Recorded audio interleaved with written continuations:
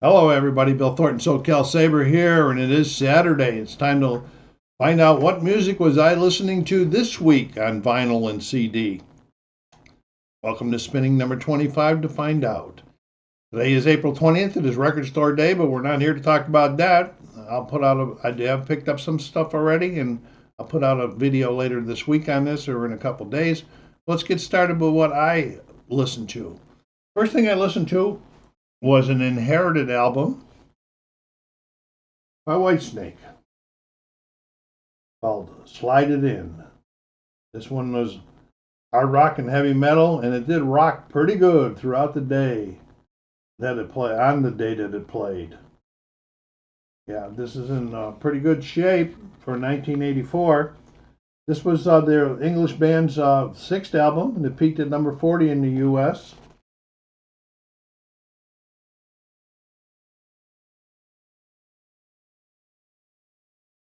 Okay, it does have a couple things on the inside. First thing we'll show you is the inner sleeve. It has the lyrics on it. It's in pretty good shape.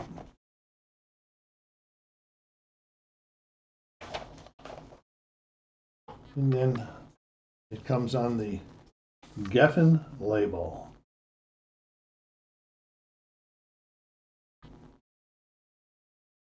That was the first one. That got my week off to a rocking start. That was Slide It In by Whitesnake from 1984. So the next thing I'm going to do is what I listen to, and I wanted to keep it rocking. So I picked up something that I bought last year, and it's been on my wall of shame, and I haven't listened to it or opened it until this week. And this is the 50th anniversary edition of Alice Cooper's School's Out. I've had this long before I had $1 Billion Babies, which I've already shown you a couple of weeks ago. But this one, for some reason, I hadn't got to listening to it. So let's take a look at it. All right. I showed you the front. Then there's the back. Tells you what's on the different album LPs. There's the remastered version of the album. Then there's some music off of a 1972 concert. And then there's some studio single versions. And I don't know what this was about, but it opens up like this is your desk in school. So I can show you this. Okay. Like this. All right, and then inside of the first area, I'm going to show you another one.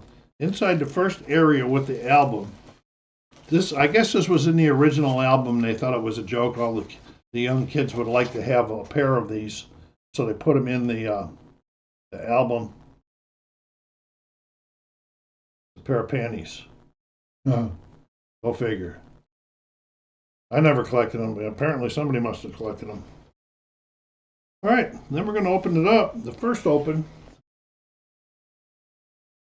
pretty big here. Lots of writing.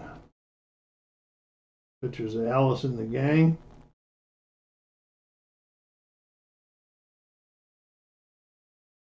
Inside with the second record, I'll take that out. I'll take the album out and I'll show you the album in. There's another insert.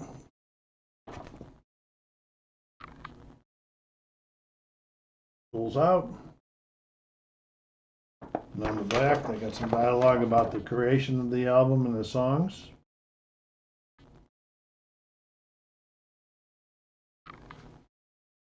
And it comes on the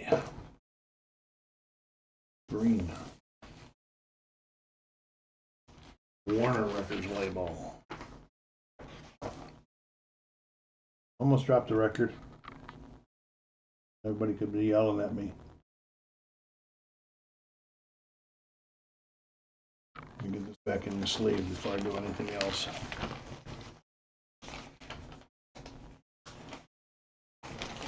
Then, like it says on the back, there are 3 albums. I'm not going to pull the other ones out.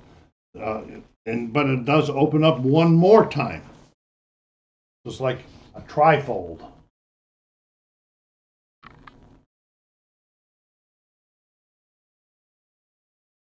Nice edition, nice collector's edition. Second thing I listened to this week, the 50th anniversary of Alice Cooper's School is Out. This was put out in 2023 the original album was 1972. It was their fifth album, and it reached #2 in the U.S. That's it, 50th anniversary. School's Out by Alice Cooper. Then we went into a little bit more modern stuff from 1972 anyway.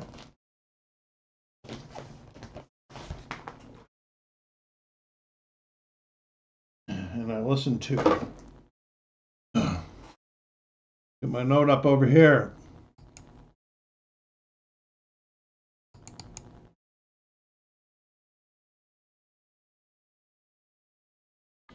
Don't Shoot Me, I'm Only the Piano Player from Elton John. This is my copy is a 1977 reissue of the 1973 album. It was his sixth studio album. Reached #1 in the U.S. It was his second time #1 in the U.S.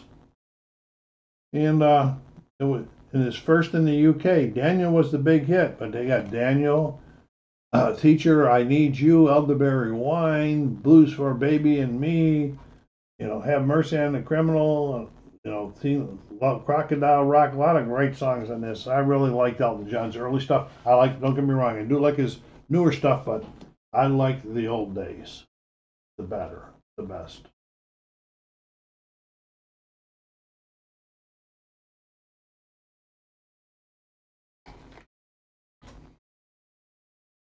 And it comes on the brown MCA label.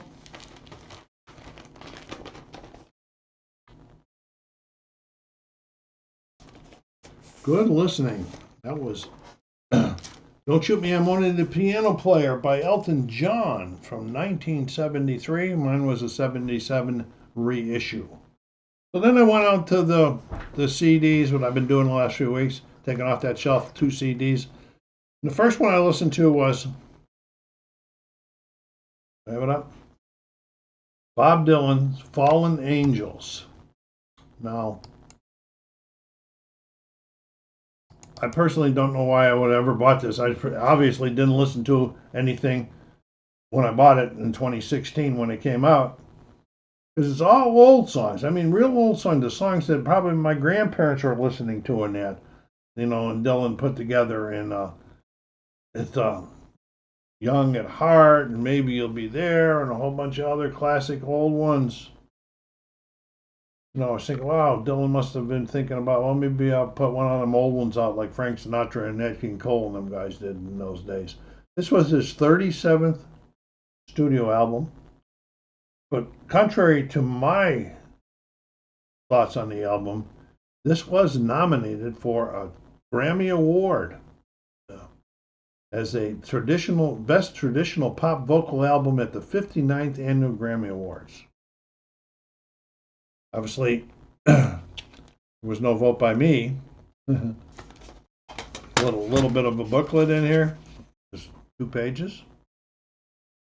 Nothing extravagant. Maybe he just felt I just got to put out an album when I don't want to do a lot of work on it. That's maybe the reason too. And he didn't want to create, so he did some other people's music.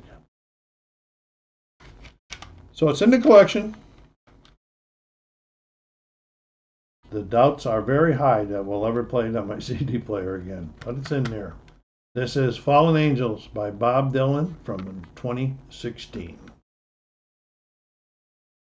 Then I went to an album called I Still Do by Eric Clapton, one of my favorite guitarists. You guys follow me, you know that I really like Eric. This is a nice little bluesy rock album. It's kind of bluesy, and it's not mellow, it's not heavy, not modern, just bluesy. And there's a lot of stuff that he hasn't done before. And this came out in 2016 also. This was Eric's 20th studio album. And it reached #1 in the UK in jazz and blues, and reached in the US #1 in 3 different charts. So it's pretty cool stuff. All right, and then we got a little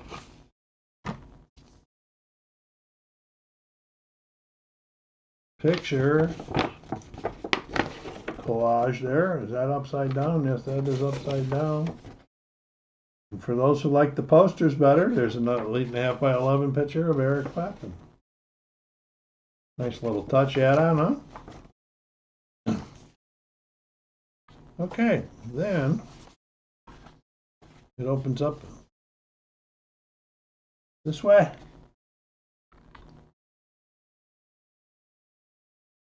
And then again this way.